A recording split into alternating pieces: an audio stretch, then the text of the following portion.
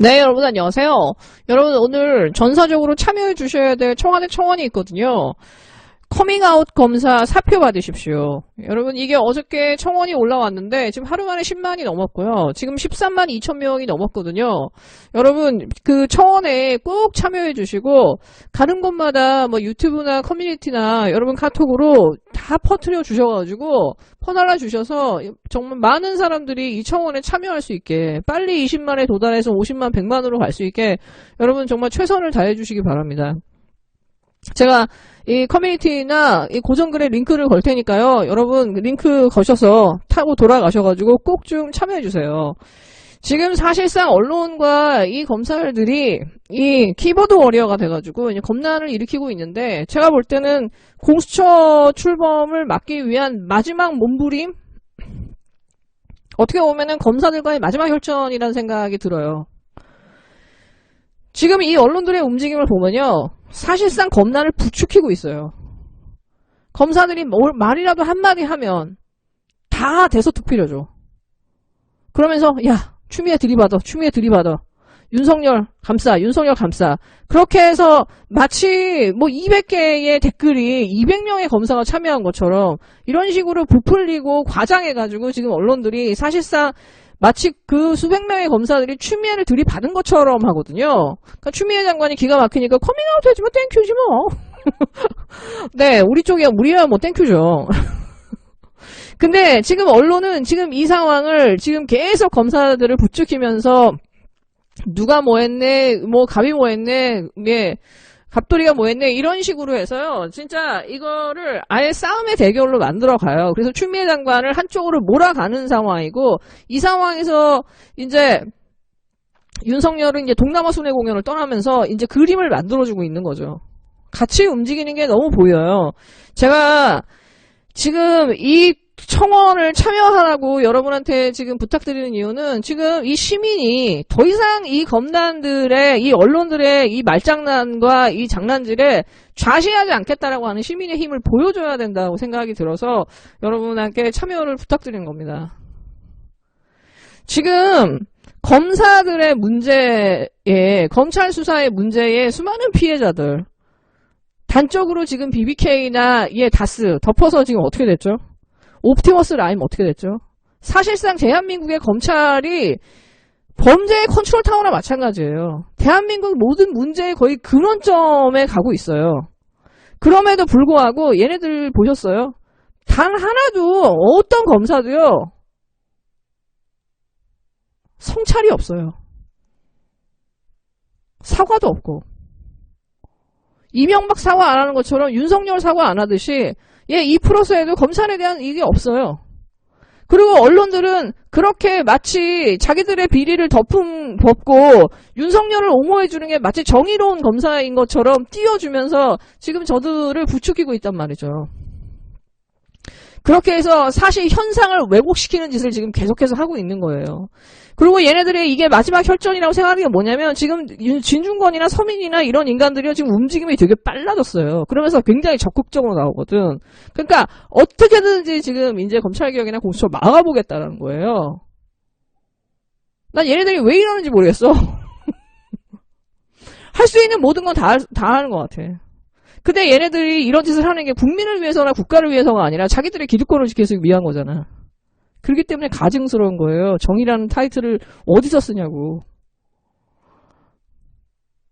이문정 검사가 그 얘기했죠. 검찰의 업보가 이렇게 많은데 그렇게 해서 이렇게 많은 비판을 받고 있는데 마땅히 있어야 될 자성의 목소리가 없는데 우리 잘못을 질타하는 게 외부의 목소리밖에 없다 그러면은 어떻게 우리 안에서 우리를 질타하는 소리가 없는데 이게 어떻게 바른 검사라고 할 수 있냐고. 우리 자체부터 깨끗해지자. 라고 얘기하니까 너 물타기 하니? 너 정치검사잖아. 지금 이문정 검사나 진혜원 검사들 지금 잡혀 찍어가지고 지금 언론이 이제 무지하게 공격을 하고 있어요. 그러니까 검찰에 대해서는 이 검찰 이기주의가 정말 정상이고 정의인 것처럼 검찰이 마치 무결한 정치와 전혀 별개인 존재인데 정치 권력이 자기들을 탄압하는 것 같은 이 피해자 코스프레를 하고 있단 말이에요. 이것만큼은 제가 볼 땐 전 국민이 목소리를 내서 바로 잡아줘야 된다고 생각해요. 그리고 얘네들이 정말 모양이 빠지는 게 뭐냐면은 정말 자기들이 이게 정의라고 생각하고 저렇게 총장이 나가지도 못하고 저러지도 못하고 저 식물총장이 되어 있으면 본인들이 같이 사표를 쓰고 나가든가 아니면 총장한테 예전처럼 총장님 멋지게 사표 쓰고 나가십시오. 우리가 뒤를 따르겠습니다. 이렇게 해야 되는데 어느 하나 제대로 하는 사람이 없어요. 왜? 네, 지금 이 검찰들의 이 쪼무레기들이 이 키보드 워리어로서 이 검난을 이렇게 벌이고 있는 이 상황에 이제 윤석열은 그림을 만들어주기 위해서 뭔가 자기의 멋진 모습을 보여주기 위해 동남아 순회 공연을 좀 떠나고 있어요. 근데 제가 이 사람이 순회 공연을 딱 떠난다고 했을 때 이상하네? 이 사람이 항상 이제 부산에 갔잖아요. 동훈이를 제일 먼저 만나요. 동훈이. 내 사랑 동훈이. 근데 이 사람이 대전을 찍는 거예요. 그래서 대전? 물론 대전에도 꼴통 검사들 많죠. 박근혜 열심히 밀어줬던 빨았던 검사들이 그 대전지검에 이쪽 그쪽 애들이잖아요. 근데 대전을 딱 찍자마자 하는 말이 야 다들 진천으로 모여. 진천에 신임부장 검사 소집하겠어. 이러면서 거기서 조직 따지기를 하겠다는 거예요. 진천 법무연수원에서. 한동훈이 있는데 아니에요. 이게 이 사람이 대전을 간 이유예요. 진천을 오기 위해 대전을 잠깐 돈 거야. 왜? 진천을 먼저 가면 눈치 보이잖아. 예, 진짜 이 한동훈은 윤석열에게는 제가 볼 때 금지옥엽인 것 같아요. 예.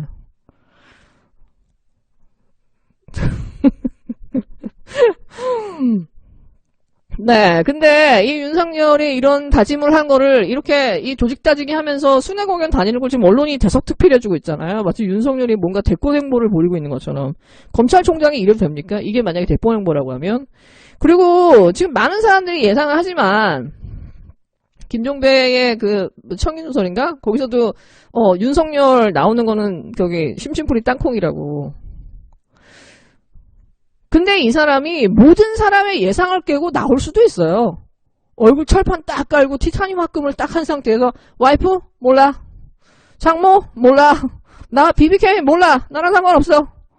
내가 왜 그걸 뭘 못하는데. 그래서 이 사람은 약간 좀 튀는 구석이 있기 때문에 사람들의 예상을 벗어나서 나올 수도 있어요. 일단 기본적으로 등치도 산만하지만 하는 짓도 산만하기 때문에 가만히 있는 걸 참지 못하는 사람이거든. 그래서 사람들이 막 부추기고 하면은 뭣도 모르고 나와가지고 완전 팡팡 깨질 수도 있어요. 근데 이 사람의 이 짓을 가지고 진혜원 검사가 저는 진혜원 검사는 사실 이렇게 보면 책을 많이 읽고 인문학적 소양이 높은 분인 거를 딱 느낄 수 있죠. 세종대왕이 1443년에 이제 한글을 창제합니다. 그리고 시험 기간을 거쳐요. 그래서 이제 반포를 하려고 이제 이거 집현전학자한테 물어보죠. 근데 그 당시에 집현전 부제학이었던 최만리, 그 다음에 이제 보수적인 신석조, 하위지, 정찬송 같은 7명 학자들이 강렬하게 이제 반대를 해요. 근데 이분들이 본인들이 연구한 한글을 반포하는 거를 반대한 이유가 뭐냐? 한글 창제 자체는 훌륭한 업적일지 모르겠지만 자기들이 했잖아요. 이거 너무 급격한 개혁이다, 이거. 한글을 이렇게 하는 거는. 문자가 한자랑 한글로 이렇게 중복이 돼서 혼용이 되면은 이거 혼란이 올 수가 있다. 그리고 중국의 화를 키울 수가 있고, 게다가 지금 흉년 아니냐, 흉년. 시기가 너무 안 좋다. 그리고 다른 국가에 다른 일도 많은데, 굳이 이게 시급한 일이 아닌데, 왜 한글 창제를, 이걸 한 거를 왜 발표를 하냐. 이거 몇 년을 미루자. 하면서 이 학자들이 반대를 한 거예요. 근데 참 가슴을 쳤던 게 뭐냐면은 세종대왕이 이 학자들한테 반론했던 내용이 뭐냐면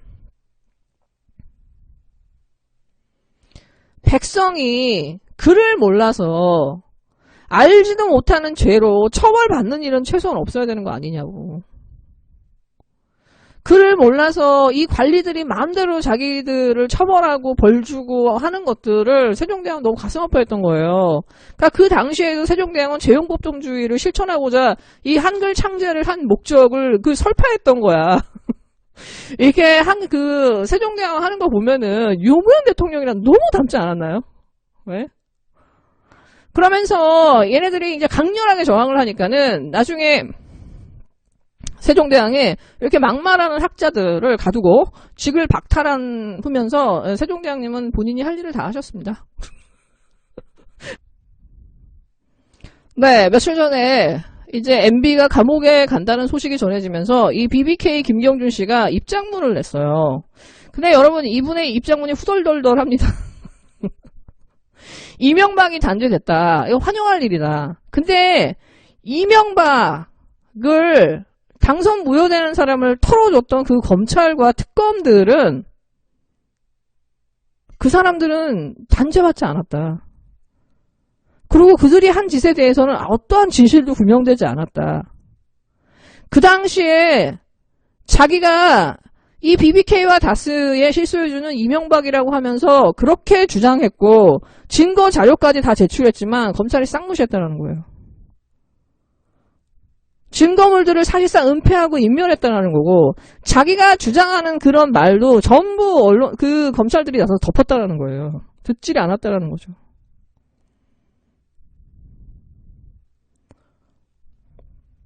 그러면서 이 사람이 지목한 두 사람이 있어요. 이 이명박한테 면죄부를 줬던 김기동 검사, 그 다음에 정호영 특검. 적어도 이 사람들은 역사의 법정에 다시 세워야 된다. 그리고 그 당시에는 자기들의 필요에 의해서 자기들의 입신양명을 위해서 이명박의 죄를 알면서도 덮어주고 지금은 자기들이 필요하니까 다시 또 이명박을 감옥에 보내는 그들에 대해 행태에 대해서 이 검찰 개혁을 위해서라도 그들의 행태를 낱낱이 고해야 된다. 그래서 내가 만약에 한국에 갈 수 있게 된다면은 그때 그 검찰과 특검이 어떤 인권 침해를 했었고 그들이 얼마나 권력지향적인 인간들이었는지에 대해서 낱낱이 역사의 법정에서 증언하겠다라고 이분이 선언했어요. 여러분, 그 정호영 특검 내 있었던 멤버 김학근, 박정식, 윤석열, 이상인, 조재빈, 차명기 그리고 다스를 했던 이 검사들 이명박만이 그냥 단죄받고 끝난다. 이거는 본질이 아니라고 생각해요. 그 당시에 다스와 BBK 사건을 나와서 덮었던 정치인들 나경원, 홍준표 포함하여 박형준, 이재호 이런 사람들